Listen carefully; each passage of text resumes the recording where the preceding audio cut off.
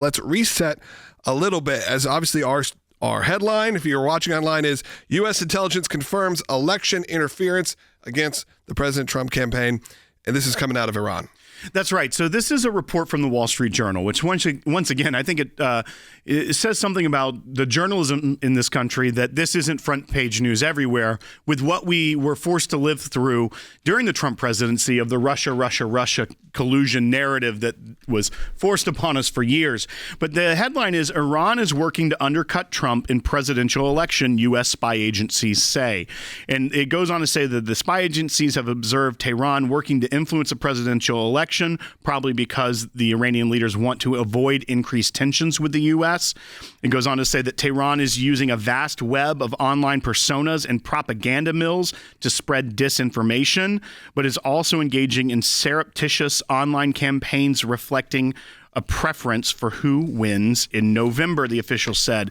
Also, they point out that in a statement earlier this month, meaning in July, as this came out yesterday, that Avril Haines, the director of national intelligence, one of Rick Grenell's favorite directors of national intelligence. Just bring up those words. We'll see what happens there later on. And she said that Iran's activities around the Gaza protest, including posing as activists online, seeking to encourage protests, and even providing financial support to protesters. So what you're seeing is a pattern here where a foreign government is using online activities, whether it be through propaganda mills or fake bot accounts and things of that nature, that are trying to influence the election. And they have a preferred candidate. They would prefer it not be President Donald Trump again. As we know, he took a very hard line against Iran. He backed out of the Iranian nuclear deal and enforced heavy sanctions against the regime.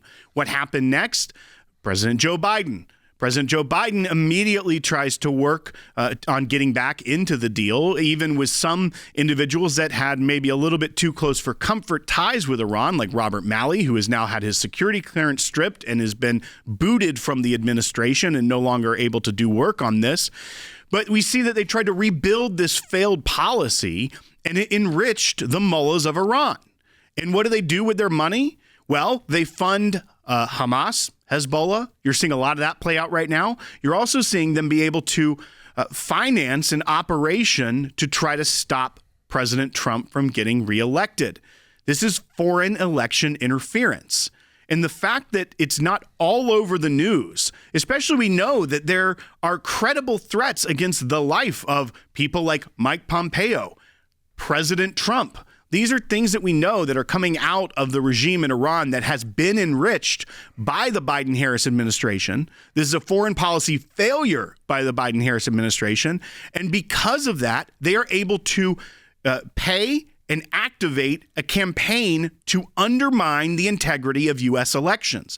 That should be a leading narrative as we are under 100 days from voting for the next president of the United States. But it's almost nowhere to be found. And even in this Wall Street Journal report, they try to go back and push some of the Russia narrative and even say that Russia is probably doing the same thing, trying to prop up, trying to make Trump win.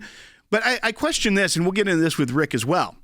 If that were really true at this point, if Russia really wanted Donald Trump to be the next president of the United States, they would have waited. Why are they doing a prisoner swap, which gives Kamala Harris another resume-building foreign policy win?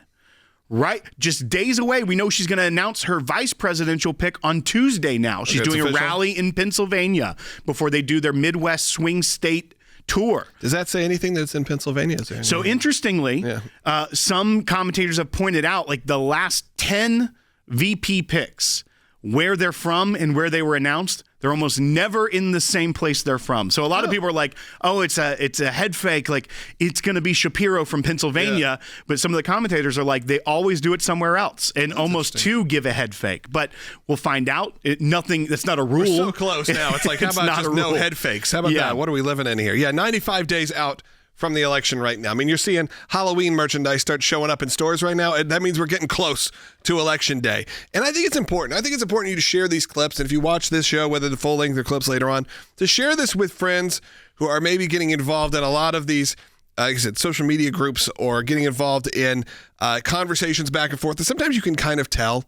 I posted something about the Olympics opening ceremony.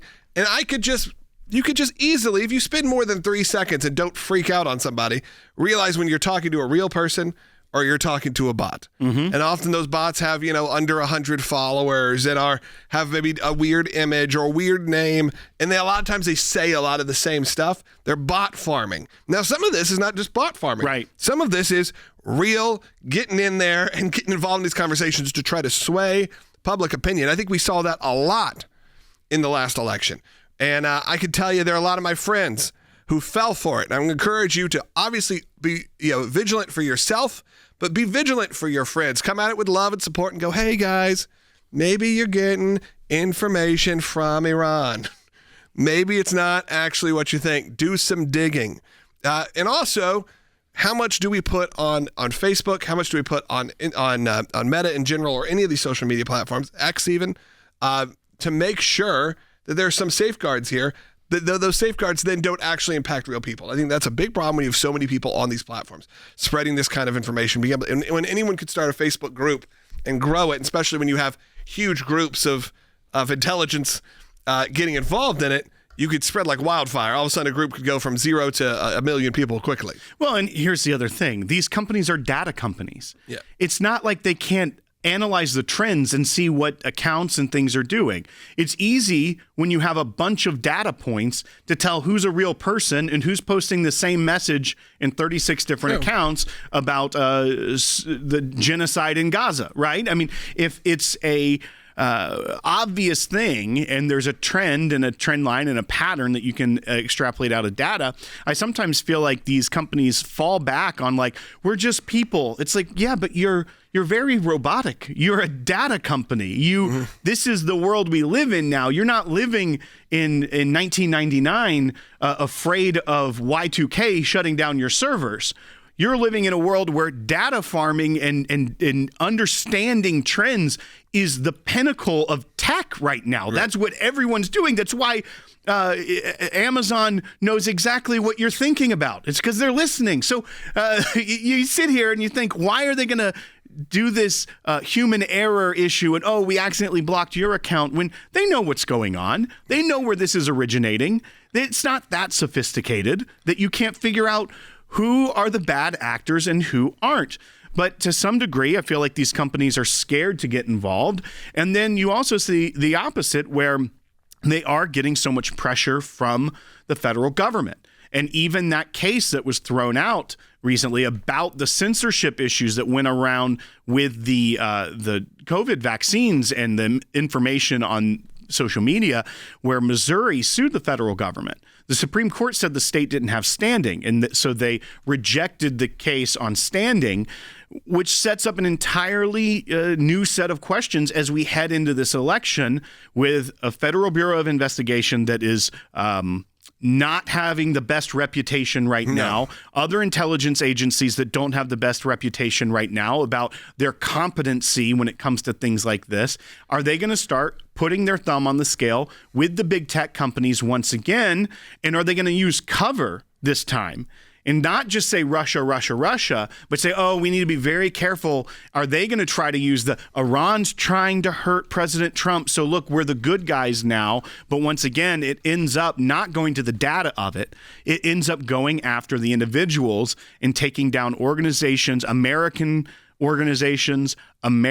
people, American citizens, their First Amendment rights being squelched because they try to play it both sides this time. That's what I'm looking at. Yeah, but we're absolutely covering this. And we also want to make sure we're covering, President Biden is about to speak on the freed Americans and that Russia swap that's happening right now. There was a X post that went out. And of course, this is what tell me how this makes you feel as someone who supports Israel and supports what's going on over there.